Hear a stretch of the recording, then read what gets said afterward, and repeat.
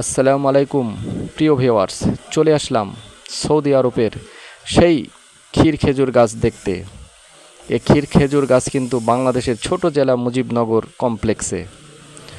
এই গাছের সামনে আসলেই আপনার মনে হবে নবীর দেশের কথা, সৌদি আরবের কথা।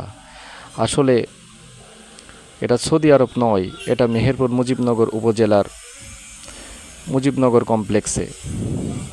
চলুন মুজিবনগরের সেই ক্ষীর খেজুর গাছগুলো আমরা একটু দেখে আসি। ক্ষীর খেজুর গাছগুলো সুন্দরভাবে এক সারিতে লাগানো রয়েছে। এখানে প্রায় 700 থেকে 800 ক্ষীর খেজুর গাছ লাগানো রয়েছে।